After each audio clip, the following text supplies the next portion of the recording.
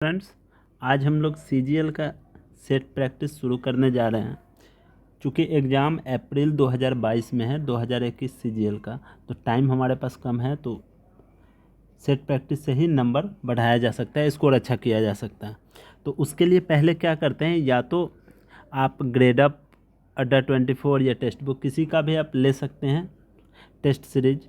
हम ये जितना भी क्वेश्चन है टेक्स्ट बुक से लिए हैं, तो आप लोग पहले इसको देख सकते हैं और उसके बाद जाकर टेक्स्ट बुक का जो प्रीवियस ईयर का सेट है उसका प्रैक्टिस कीजिएगा, तो अच्छे से समझ पाइएगा। चलिए पहला क्वेश्चन से हम लोग शुरू करते हैं। इसमें दिया है कि option that expresses the given sentence in passive voice. इसका मतलब है पैसिव वॉइस आपको निकालना है, यानी सारा ये जो है एक्टिव वॉइस में दिया हुआ है। तो एक्टिव से पैसिव बनाने का तरीका ये होता है कि एक्टिव से जब पैसिव बनाते हैं तो जो वर्ब होता है हमारे पास उसमें कुछ ना कुछ जुटता है। अगर पैसिव से हम एक्टिव बनाते हैं तो वर्ब जो भी होता, वर्ब ऑक्सिलरी के साथ जो भी जुड़ा होता उसमें से कुछ ना कुछ घटता। तो यहाँ पे हमारे पास क्या है, वर्ब इज है। इज है तो ये प्रेजेंट में है। इज या आर रहेगा या एम रहेगा, तो ये क्या हो गया, ये आपका हो गया प्रेजेंट में। तो प्रेजेंट का जब भी पैसिव बनेगा तो प्रेजेंट में ही रहेगा। इज या आर के साथ बीइंग लग जाता है। अब सारे रूल्स को हम डिटेल में नहीं बता सकते क्योंकि उसमें टाइम लग जाएगा, तो फिर देर हो जाएगा। तो इज है लगा हुआ, तो हम एलिमिनेट कैसे करते हैं। अब रूल के हिसाब से आपको चारों ऑप्शन पढ़ना पड़ेगा, लेकिन एलिमिनेशन टेक्निक से कम समय लगता है और सटीक आंसर मिलता है। जैसे इज लगा हुआ है तो हमको पता है कि प्रेजेंट में है तो प्रेजेंट में ही रहेगा, पैसिव में भी।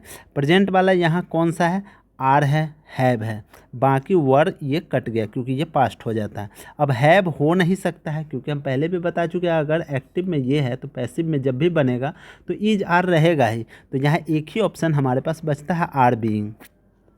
ऐसे इंग्लिश सीखने का एक और तरीका, जब भी कोई क्वेश्चन बनाए, एग्जाम तो है नहीं, तो सेट प्रैक्टिस करे या जो भी करे तो पूरे सेंटेंस को पढ़े ताकि इंग्लिश का नॉलेज डेवलप हो। जैसे the invigilator is advising the students not to carry calculators into the examination hall.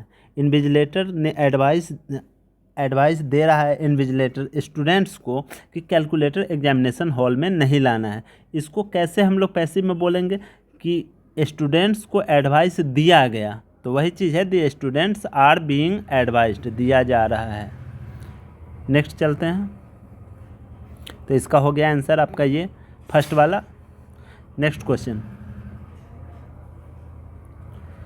इसमें है, India is formally moving ahead to fill in the blanks है 21 MiG 29 and 12 Sukhoi 30 MKI fighters from Russia along with upgrades of their existing fleet. Fleet होता है बेरा, बेरा यानी कि flight, जो फाइटर जेट होता है उसका झुंड।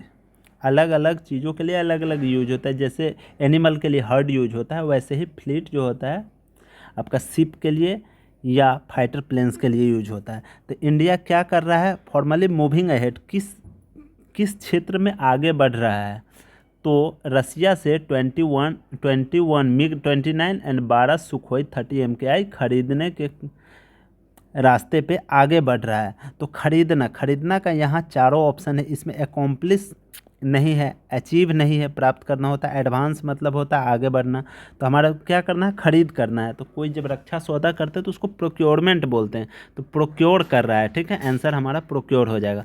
अब ऑप्शन को देखते हैं। एकम्प्लिश मतलब होता है प्राप्त करना कोई चीज़।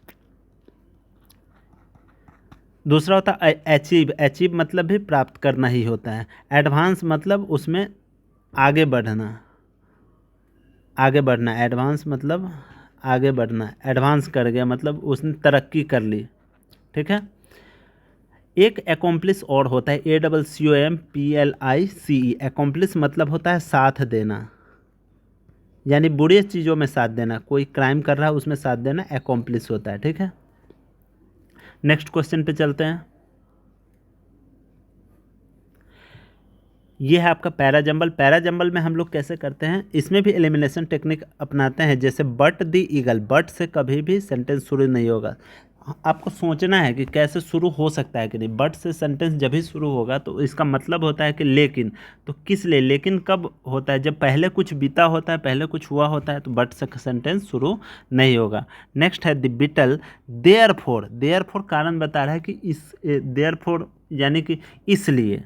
तो किस लिए, तो पहले कोई बात हुआ होगा तभी ना इसलिए लगाएंगे, तो ये भी नहीं होगा। नेक्स्ट है when the eagle flew away. जब गिद्ध दूर उड़ के चला गया, फ्ल्यू अवे मतलब उड़कर दूर चला गया। The beetle flew after him. तो बिटल मतलब होता है झिंगुर, एक कीड़ा टाइप होता है बड़ा सा। वो कहाँ गया, गिद्ध के पीछे गया। To learn where his nest was. यह जानने के लिए कि उसका घोंसला कहाँ है। तो व्हेन से भी सेंटेंस शुरू नहीं होगा। अब हमारे पास व्हेन मतलब जब, तो किस चीज़ के बाद बोलेंगे ना कि वह स्कूल गया, जब वह स्कूल गया, तो उससे पहले कोई कंडीशन होना चाहिए। तो कंडीशन के लिए क्या है, a hare being pursued by an eagle. एक खरगोश था, उसका पीछा कौन कर रहा था, गिद्ध कर रहा था। Took himself for refugee to the nest of a beetle. जब खरगोश का पीछा कर रहा था गिद्ध, तो खरगोश कहाँ गया, अपने आप को बचाने के लिए वह झिंगुर के घोंसले में चला गया। whom he begged to save him, जिससे उसने बचाने के लिए कहा, अपना मतलब जान बचाने का भीख मांग रहा था कि मुझे बचा लो। तब क्या हुआ होगा, तब द बिटल जो झिंगुर था वह इसके लिए क्या किया, बीच में आ गया, गिद्ध और खरगोश के बीच में आ गया। Begging of him not to kill the poor suppliant. Suppliant जिस पे खतरा मंडराने वाला हो, जो मतलब वो कर रहा हो, इच्छा जाहिर कर रहा हो, उसको बोलते थे begging him not to kill the poor suppliant. बोला कि इसको छोड़ दो। And pleaded with him not to kill so small an animal. बोला कि इतने छोटे एनिमल को मत मारो। तो पहला हमारा क्या हो गया, डी हो गया। उसके बाद क्या होगा कि बी हो जाएगा। उसके बाद कौन सा होगा, when the eagle flew away the beetle flew after him to learn where his nest was. तो जब गिद्ध उड़ गया तब तो उसके पीछे बिटल भी उड़ के गया होगा, तो सी हो गया। उसके बाद है बट द ईगल। लेकिन ईगल ने क्या किया, इन रैथ झटके के साथ gave the beetle a flap of his wing. Beetle को उसने अपने पंख से एक झटका दिया। And straight away seized upon the hare and devoured him. Devoured मतलब उस पर कब्जा कर लेना, मतलब उसको अपने बस में कर लेना, डिवोर्ड होता है DEVOUR, TEVOUR। तो क्या किया, वो बिटल को गिरा दिया और खरगोश को पकड़कर ले गया। तो यहाँ क्या हो जाएगा, DBCA। तो वही एलिमिनेशन टेक्निक से आप इसको सही कर सकते हैं। नेक्स्ट चलते हैं, ये देखते हैं। फिर ये भी सेम है, ये तो सेम क्वेश्चन है।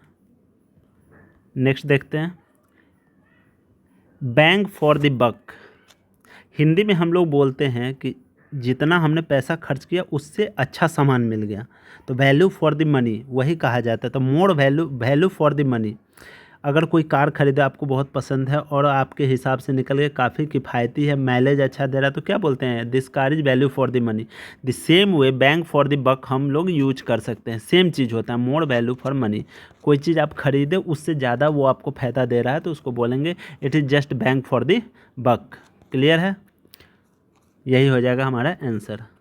नेक्स्ट क्वेश्चन देखते हैं, everything is going to be all right said the doctor. इसमें आपको the given sentence in indirect speech,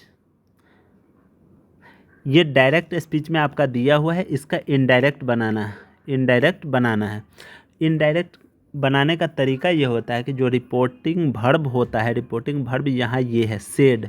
जब ये पास्ट में रहेगा रिपोर्टिंग वर्ब, तो हमारा रिपोर्टेड स्पीच जो होता है, रिपोर्टेड स्पीच ये भी पास्ट में ही होता है। क्लियर है। अब देखिए ये सेड है, तो यहाँ जो इज है ये किस में चेंज हो जाएगा, पास्ट बनेगा तो वाज चेंज हो जाएगा, वाज या वर में चेंज होगा, जैसा हमारा सब्जेक्ट आएगा। तो वाज या वर वाला हमारा कौन सा ऑप्शन है, देखिए यहाँ आर है गलत हो गया, यहाँ विल है गलत हो गया, यहाँ इज है गलत हो गया। एक ही ऑप्शन ही हमारे पास बचता है। तो एलिमिनेशन टेक्निक से बहुत कम समय लगता है और आप अच्छा स्कोर कर सकते हैं। नेक्स्ट क्वेश्चन पे चलते हैं, जेनेरिक। जेनेरिक दो टाइप का मेडिसिन होता है, एक तो मार्केट में आता है, लेकिन सरकार क्या करती है, जेनेरिक दवाइयों के लिए लाइसेंस दे देती है कि आप सेम कंपोजिशन का आप दवा बनाइए जो सेम बीमारी के लिए यूज हो, जिसका दाम कम होता है। तो जेनेरिक वही चीज़ होता है। तो जेनेरिक वो होता है जो सर्वव्यापी होता है, हर एक जगह होता है, यानी कि हर एक लोगों के लिए अवेलेबल होता है, तो उसको यूनिवर्सल कहा जाता है। क्लियर। दूसरा ऑप्शन सब हम देखते हैं, स्पेसिफिक मतलब विशिष्ट होता है, जो एकदम अलग हो। डेफिनिट एकदम पक्का होता है, डेफिनिट। प्रिसाइज मतलब सटीक होता है। तो हमारा आंसर क्या होगा, universal, generic universal. Next question देखते हैं, इसको थोड़ा ठीक से देखेंगे। रेज दीवार, एक सेकेंड,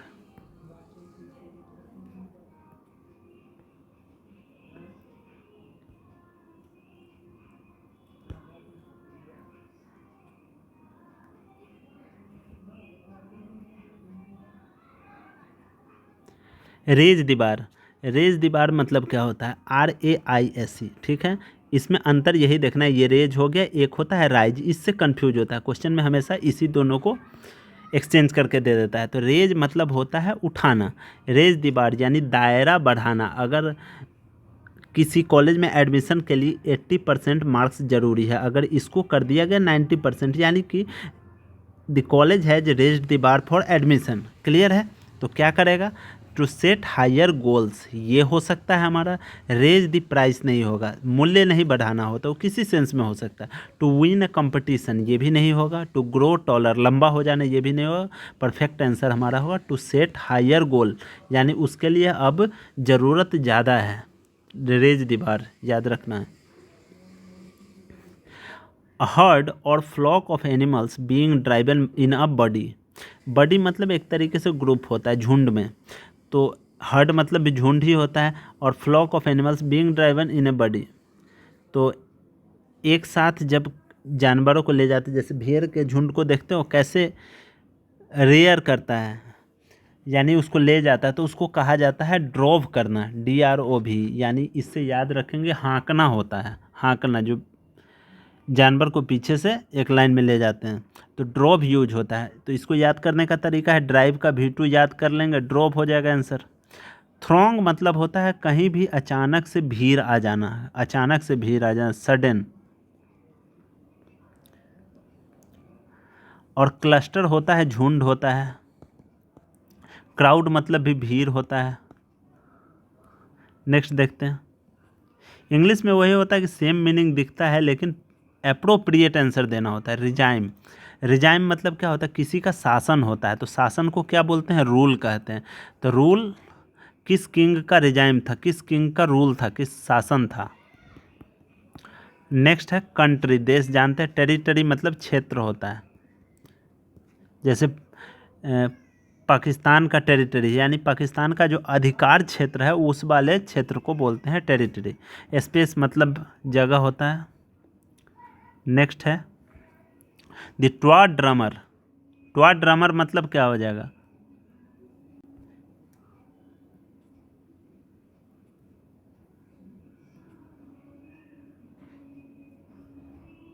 एक second. The toy drummer plays the drum if you press the button at the back. इस क्वेश्चन में एक चीज़ देखने का है, जब कोई भी सेंटेंस में दो फ्यूचर टेंस होता है, दो future tense, future plus future, जो हिंदी में बोलते हैं कि वह आएगा तब मैं जाऊंगा, तो उसमें क्या होता है कि दोनों को हम फ्यूचर में यूज नहीं करते हैं इंग्लिश में। जो पहले होता है उसको हम प्रेजेंट में लिखते हैं, और जो बाद में होता है उसको फ्यूचर में लिखते हैं। तो यहाँ क्या हो रहा है कि the toy drummer plays the drum if you press the button at the back. तुम पीछे जाके जब बटन दबाते हो तो ड्रम बजाने वाला जो है वो ड्रम बजाने लगता है, बजाने लगेगा या बजाने लगता है। तो यहाँ क्या है कि दोनों एक साथ है, उसमें देरी नहीं हो रहा है, इसलिए क्या हो जाएगा, दोनों प्रेजेंट में ही रह जाएगा। अगर देर होता कि ट्रेन आएगी तब मैं जाऊंगा, तो उसमें क्या होता कि पहले ट्रेन आती है, when the train comes I will go, ऐसा होता है। लेकिन यहाँ चूंकि बटन प्रेस करते हुए बजाने लगे, इसलिए दोनों हमारा सिंपल प्रेजेंट में ही हो जाएगा। The toy drums plays the drum if you press the button at the back. अगर इस वाले चीज़ को हम यूज भी करते हैं तो हमारा ऑप्शन क्या होना चाहिए, plays the drum if you will press the button, तो you will press the button. तो यहाँ पे ऐसा कुछ है नहीं, दोनों फ्यूचर हो नहीं सकता है। प्लेइंग द ड्रम ये होगा नहीं, प्लेड द ड्रम पास्ट वाला भी नहीं होगा, तो यहाँ पे हमारे पास एक ही ऑप्शन बचता है, नो सब्स्टिट्यूशन। ये सेंटेंस सही है। नेक्स्ट क्वेश्चन है, इनकरेक्टली स्पेल्ड वर्ड को ढूंढना है। तो अनमैनेजेबल, जिसको मैनेज नहीं किया जा सकता है, अनमैनेजेबल होता है। यहाँ क्या है, अन जोड़ दिए, मैनेज का स्पेलिंग पता होना चाहिए, और इसी में एबल जोड़ दिए, जिसको मैनेज नहीं किया जा सकता। मैनेजेबल मतलब मैनेज किया जा सकता है, उसमें अन लगा दिए, नहीं किया जा सकता है। वाइल्डरनेस मतलब होता है अकेलापन। आगे वायलेंस, VIOLENC, IO होता है, ना कि OI होता है। एक्सटर्मिनेटेड, एक्सटर्मिनेटेड मतलब होता है मास किलिंग, मतलब बहुत सारे लोगों को एक साथ मार देना। वो कौन करता था, हिटलर करता था। हिटलर का कॉन्स्टरनेशन कैंप चलता था, जिसमें वो यहूदियों को मार दिया करता था झुंड में। नेक्स्ट क्वेश्चन है, ग्रेजुअल, ग्रेजुअल मतलब होता है धीरे धीरे, धीरे धीरे मतलब लगातार और धीरे धीरे, लेकिन धीरे धीरे। और इसका उल्टा पूछ रहा है, एंटोनिम्स पूछ रहा है, तो एंटोनिम्स क्या होगा, स्लो नहीं होगा। रेगुलर, तो इसका सिनोनिम्स है, ये भी नहीं होगा। जेंटल मतलब जेंटल वे में, वो भी नहीं होगा। हमारे पास एक ही बचता है, एब्रप्ट, यानी बेतरीके से, बेतरतीब तरीके से हो जाएगा, यानी लगातार नहीं, अचानक से बढ़ गया या अचानक से रुक गया। ठीक है, नेक्स्ट क्वेश्चन देखते हैं। ये भी एक अरेंजमेंट है। व्हेन वी गॉट नियर, कब, जब कोई घटना हुई होगी तभी हम लोग पास गए होंगे। वी साउ in the distance a great column of smoke, हम लोगों ने दूर से क्या देखा, ग्रेट कॉलम ऑफ स्मोक यानी कि धुएं का गुब्बारा देखा। We wondered if it came from a chimney और अ बर्निंग हाउस, हम लोगों ने देखा, तो हमारे हिसाब से बी से शुरू होना चाहिए। उसके बाद क्या होगा कि हम लोग चौंक गए कि क्या वह चिमनी से आ रहा है या किसी जलते हुए घर से आ रहा है, तो इसके बाद ये होना चाहिए। उसके बाद we thought of taking a bath in the hot water, तो पहले हॉट वाटर का कहीं चर्चा तो हुआ नहीं है, तो हम लोग क्या करेंगे, दूसरा सेंटेंस जो छोड़े थे उसको पढ़ेंगे। तो ए वाला छोड़े थे, व्हेन वी गॉट नियर, जब हम लोग उस चिमनी धुएं को देखे, जब नियर गए, पास गए, वी साउ it was the steam rising from hot spring, गर्म झरने से वह धुआं निकल रहा था। तो गर्म झरने में क्या होगा, पानी होगा, तो पहले यहाँ जाएंगे, उसके बाद हम लोग डिसाइड करेंगे कि उसमें स्नान किया जाए। तो BCAD ऐसा कोई ऑप्शन होगा, तो हमारा ऑप्शन BCAD हो गया। नेक्स्ट क्वेश्चन देखते हैं, work and domestic made Kajal short tempered, short tempered उसको बोलते हैं जिसको तुरंत में गुस्सा आ जाता है। तो किस कारण से काजल शॉर्ट टेम्पर्ड हो गई, तो वर्क एंड डोमेस्टिक क्या होगा, काम का और घरेलू, घर के लोगों का या घर के बात का कोई प्रेशर होगा, दबाव उस पर बनता होगा, तभी तो वो शॉर्ट टेम्पर्ड, जल्दी से गुस्सा हो जाने वाली, खिंच जाने वाली बन गई है। तो क्या होगा, यहाँ प्रेशर्स होगा। वर्क का वेट नहीं होता, वेट तो किसी वस्तु को हम वजन करते हैं, उसको बोलते हैं वेट करना। ग्रेविटी, ग्रेविटी मतलब गंभीरता होता है, कि इस बात की क्या ग्रेविटी है, मतलब कितना गंभीर बात है, कितना सीरियस मैटर। फोर्स मतलब बल होता है, फोर्सेज। नेक्स्ट क्वेश्चन है, select the incorrectly spelled, incorrectly गलत चुनना है, तो पीसफुल। क्रिएचर, क्रिएचर मतलब जीव जंतु होता है। स्पेसिफाइड, जो स्पेसिफाई है, जो हमारा कंडीशन दिया हुआ है, उसको बोलते हैं। डिक्रीज मतलब घटाना होता है। तो यहाँ पे पीस, PIEC, पीस मतलब होता है जब हम लोग कहीं जाते हैं तो बोलते हैं ना कि एक पीस ये सामान चाहिए, मतलब काउंटिंग के लिए पीस यूज होता है, कितनी मात्रा में चाहिए। और एक होता है PEAC, पीस मतलब शांति होता है। तो हमको यहाँ पे क्या होना चाहिए, शांति वाला। तो यहाँ पे पीसफुल, शांतिपूर्ण, शांतिपूर्ण वाला सेंटेंस के लिए PEAC होगा, ना कि ये वाला। ठीक है, नेक्स्ट क्वेश्चन है सीज, SEIZE, SEIZE मतलब होता है सीज कर लेना, मतलब रख लेना, जब्त कर लेना, जब्त। ठीक है, और एक होता है CEAC, सीज मतलब जब गाड़ी खराब हो जाता है, बंद होना, बंद होना। जब इंजन सीज होता है तो इंजन के रूप में, वो इंजन के लिए यूज होता है, इंजन सीज करता है। लेकिन जब किसी का संपत्ति जब्त होता है किसी का एसेट्स जब्त होता है तो उसके लिए सीज यूज होता है, ये वाला, ठीक है। ग्रैब पकड़ना हो गया। एंटोनिम्स पूछ रहा है तो इसका तो ये ग्रैब हो गया सिनोनिम्स, कैच भी सिनोनिम्स हो गया, स्नैच भी सिनोनिम्स हो गया, क्योंकि छीन लेना, स्नैच मतलब छीनना। और लूजन मतलब होता है ढीला छोड़ देना। तो यहाँ हमारा क्या होगा, सीज यानी लूजन हो जाएगा इसका एंटोनिम्स। क्लियर है, ढीला छोड़ देना। लूजन मतलब खो दिया। You must avoid riding in a crowded बस। हम लोगों को या तुम लोगों को क्राउडेड बस, भीड़ भाड़ वाले बस में चढ़ना अवॉइड करना चाहिए, अनदेखा करना चाहिए। और travelling in a metro, metro में भी नहीं चढ़ना चाहिए। कैसे मेट्रो में, क्राउडेड में। During rush hour, rush hour कौन सा होता है, जिसमें लोग ज़्यादा ट्रैवल करते हैं, उसको तो रश आवर बोला जाता है। एज बोथ, क्योंकि दोनों आर क्वाइट अनप्लेजेंट एक्सपीरियंसेज। यहाँ पे गलती लोग क्या करते हैं कि एक फ्लो में पढ़ते चले जाते हैं और स्पेलिंग पे ध्यान नहीं देते हैं। यहाँ जब गौर से देखेंगे तो ये है क्वाइट, ये होता है कीप क्वाइट, जो हम लोग शांति के रूप में यूज करते हैं कि शांत रहो, उसमें ये यूज होता है कीप क्वाइट। वो वाला है QUIT, कीप क्वाइट। हमको यहाँ यूज करना है QUIT। क्वाइट मतलब होता है पूरे तरीके से, पूरी तरह, पूरी तरह। तो हम लोगों को क्या करना चाहिए, अवॉइड करना चाहिए मेट्रो या बस में चढ़ने में रश आवर में, जब क्राउडेड बस हो या क्राउडेड मेट्रो हो। वो क्यों, क्योंकि दोनों चीज़ जो है are quite unpleasant, QUIT, quite unpleasant मतलब एकदम असहनीय है या अच्छा नहीं लगता। अनप्लीजेंट जो अच्छा नहीं हो, तो वो क्या करता है, अच्छा एक्सपीरियंस नहीं देता है। तो हमारा गलती किस चीज़ में है, क्वाइट वाला गलती है। तो आंसर हमारा फर्स्ट हो गया। क्लियर। नेक्स्ट है had you not reached in time. जब हम लोग कंडीशन देते हैं, कंडीशन कैसे लगाते हैं, इफ़ लगा के। तो एक तरीका होता है कि इफ़ आई वर बर्ड, अगर मैं पक्षी होता, आई कुड है, आई कुड फ्लाई हाई, मैं ऊंचा उड़ सकता, ठीक है। तो इसमें सीखना ये है कि या तो हम लिखें कि if I were a bird, या if I were bird, I were a bird. एक चीज़ याद रखिएगा, कंडीशन वाले में क्या होता है कि हमेशा वर्ड यूज होता है, ना कि वाज यूज होता है। तो जब इफ़ को अगर हम हटाते हैं तो इसको लिखना पड़ेगा हमको वर आई अ बर्ड। बात दोनों सेम है, या ये लिखें या ये लिखें। क्लियर। वैसे ही if I had money, I had money यानी अगर मेरे पास पैसा होता, तो इसको हम कैसे लिख सकते हैं, हैड को आगे कर देंगे, हैड आई मनी, अगर हमारे पास पैसा होता, ठीक है। इतना समझ गए। इसके बाद जब वर्ड वाला सेंटेंस होगा तो इसमें लगता है वुड, मोस्ट प्रोबेबली लगता है वुड।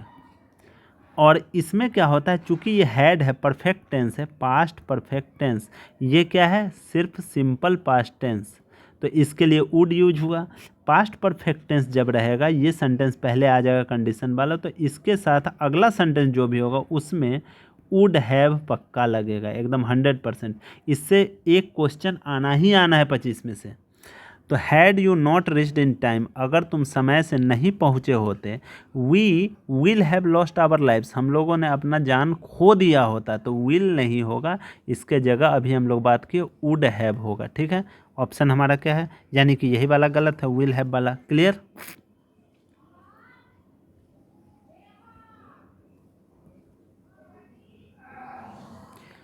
नेक्स्ट क्वेश्चन देखते हैं। While washing your hands. While का यूज होता है जब कोई काम चल रहा है उसी बीच दूसरा काम होता है, तो उसमें व्हाइल यूज होता है। कि वह खेलने के दौरान गिर गया, तो व्हाइल ही वाज प्लेइंग, तो उसी के दौरान गिर गया, तो इसलिए व्हाइल यूज हुआ। सेम चीज़ है व्हाइल वॉशिंग योर हैंड्स, यानी कि हाथ धोने के द्रव्यान की बात कर रहा है, मतलब हाथ धो रहा है उसी बीच कुछ ना कुछ हुआ है। रब देम टुगेदर फॉर 20 सेकेंड्स, क्या कह रहा है कि हाथ धोने के दौरान 20 सेकेंड तक दोनों हाथ को रगड़ना है। रब देम, देम क्यों यूज हुआ, क्योंकि दो हाथ है तो एक साथ रगड़ना है, इसलिए प्लूरल यूज हुआ। टू रिमूव, क्या चीज़ रिमूव करना है, माइक्रोब्स ऑन देम, उन पर जो माइक्रोब्स कीटाणु है उसको हटाना है। तो ऑन देम यहाँ पे क्या है, द माइक्रोब्स ऑन देयर, ये तो एकदम बेतुका है ऑन दोज, ये भी गलत है। ऑन दे, ये भी गलत है। हमारे पास नो सब्स्टिट्यूशन चाहिए क्योंकि ये बिल्कुल सही है। The microbes on them.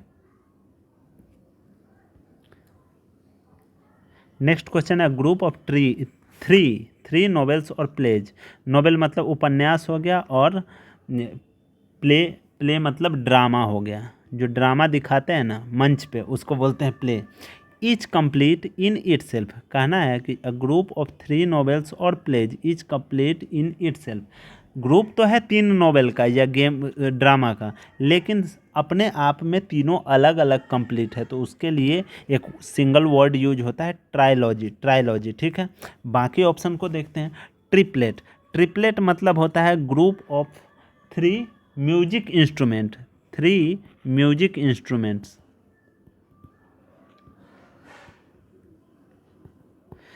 ट्राइवेट होता है जो केतली चढ़ाने के लिए ट्राइपॉड होता है ना, जिसपे नीचे आग जलते रहता है, ऊपर केतली डालते हैं, उसी को बोलते हैं ट्राइवेट। इसको याद रख लेना है। ट्रायम्बिर होता है जिसमें कोई काम दिया गया तीन पर्सन को काम दिया गया, लेकिन उस काम के लिए तीनों अलग अलग रिस्पॉन्सिबल है। इसी टाइप से सिमिलर है थोड़ा सा। इसमें क्या है कि तीन नॉवल है, तीनों अपने आप में कंप्लीट है, लेकिन उसके ग्रुप को क्या बोलेंगे? ट्रायलॉजी। वैसे ही एक काम दिया गया है तीन आदमी को, लेकिन तीनों अलग अलग रिस्पॉन्सिबल है, तो उसमें ट्रायम्बिर ट्रायम्बिर जो भी प्रोनाउंसिएशन हो उसका होता है, ठीक है। नेक्स्ट क्वेश्चन है फिलर्स है। फिलर्स में क्या होता है? इंग्लिश पढ़ने का फ्लो है तो आसानी से बना सकते हैं। What every tourist must take back from Bhutan, कह रहा है कि क्या चीज़ एक्चुअली में फिलर्स को पढ़ना इसलिए चाहिए, हैबिट इसलिए बनाना चाहिए क्योंकि इसमें समझ में आ गया तो परफेक्ट नंबर मिलता है। एक फ्लो में अगर कहानी समझ में आ गया तो पाँचों सही हो जाएगा। What every tourist must take back from Bhutan, हर एक जो टूरिस्ट होता है बाहर जाते हैं उनको क्या लाना चाहिए भूटान से?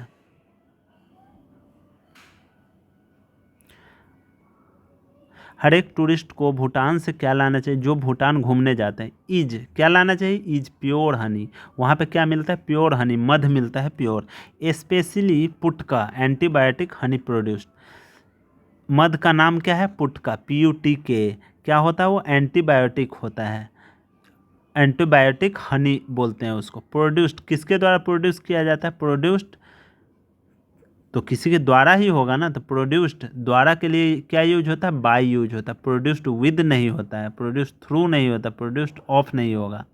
ये तीनों ऑप्शन हमारा गलत है। प्रोड्यूस्ड बाय मेलिपोना बीज। पहले तो ये बनाने का एक तरीका है कि आप एक बार पूरे फिलर्स के पैराग्राफ को पूरा पढ़ लें। जैसे what every tourist must take back from Bhutan is pure honey, pure honey लाना चाहिए। जो घूमने जाता है भूटान उनको स्पेशली पुटका, पुटका नाम से जो हनी होता है, एंटीबायोटिक होता है हनी वो। प्रोड्यूस्ड मेलिपोना बीज, स्टिंगलेस बीज जिसमें कोई स्टिंग नहीं होता, स्टिंग यानी डंक नहीं होता। अ breed found in protected area, वो नस्ल जो मधुमक्खी का नस्ल है कहाँ पाया जाता है? प्रोटेक्टेड, संरक्षित क्षेत्र में। देखिए यहाँ एंड लगा हुआ है, तो एक चीज़ सीखना है हमको कि जैसे बोलते हैं कि 3 से 4 बजे के बीच, तो क्या बोलेंगे? बिटवीन, बिटवीन 3 एंड 4 बोलते हैं, ना कि 3 to 4, ठीक है। 2 गलत होता है, वही चीज़ यहाँ है। एबव सी लेवल, सी लेवल से कितना ऊपर? 700 से 1500 मीटर एबव। ड्यू, ड्यू जब भी रहे तो हमेशा ड्यू के साथ टू लगता है। Due to their small size, उनके छोटे बी के जो मधुमक्खी का साइज छोटा होता है, तो उसके कारण they can get larger nutrients, जिसके कारण वो लार्जर न्यूट्रिएंट्स बहुत ज़्यादा पोषक तत्व लाते हैं। कहाँ? रेगुलर हनी बीज, जो हम लोग आम लोगों के नज़र में जो मधुमक्खी आता है हर एक जगह जो अवेलेबल होता है, उससे वो ज़्यादा पोषक तत्व लेके आते हैं। क्यों? क्योंकि वो बहुत छोटे होते हैं। It has a tangy sour taste, उनका क्या होता है? थोड़ा सा तीखा सा टेस्ट होता है मध का। And can your sore throat, जो सोर थ्रोट होता है ना, जो थोड़ा गला बझा हुआ होता है, उसको क्या कर सकता है? ठीक कर सकता है। इन ए मैटर ऑफ मिनट्स, मिनटों में ठीक कर सकता है। तो हम लोग पूरा पैसेज को पढ़ लिए। तो पहला में क्या था? बाई था। नेक्स्ट में देखते हैं, नेक्स्ट में कह रहा है, इसमें तो बाई हम भर दिए। नेक्स्ट में है प्रोटेक्टेड एरियाज तो अभी हम लोग डिस्कस किए थे कि अगर एंड लगा हुआ है तो एकदम बिटवीन ही यहाँ यूज होगा, और कोई ऑप्शन नहीं है, बिटवीन है हमारा। नेक्स्ट क्वेश्चन देखते हैं। नेक्स्ट है यहाँ बाई हो गया, यहाँ बिटवीन हो गया। तीसरा है ड्यू के साथ टू, क्लियर है। लार्जर मिनट्स न्यूट्रिएंट्स देन, इसमें देखते हैं लार्जर न्यूट्रिएंट्स देन होता है उनसे ज़्यादा, किन से ज़्यादा, जो रेगुलर हनी बीज होता है उससे ज़्यादा ला पाएगा लार्ज न्यूट्रिएंट्स, पोषक तत्व। अब एक लास्ट है, it has a tangy sour taste that can, क्या करेगा, हमारे बजे हुए गले को ठीक कर देगा। तो ठीक करने का क्या होता है, पेसिफाई होता है। जब कोई क्रोधित आदमी रहता है उसको शांत करना होता है, पेसिफाई, शांत करना, ठीक है। एपीज, एपीज मतलब भी होता है प्यास बुझाना, मतलब उसका इच्छा पूरा करना। और सूद मतलब होता है राहत पहुंचाना, ये भी सेंस सेम होता है, लेकिन अगर कोई आपको दिक्कत है तो उसमें राहत पहुंचाता सूद होता है। काम मतलब तो शांत होता ही है। तो हमारा एप्रोप्रिएट आंसर सूद हो गया, क्लियर। ऐसे अर्थ सबका सेम होता है लेकिन एप्रोप्रिएट सूद होता है, ठीक है। Thank you.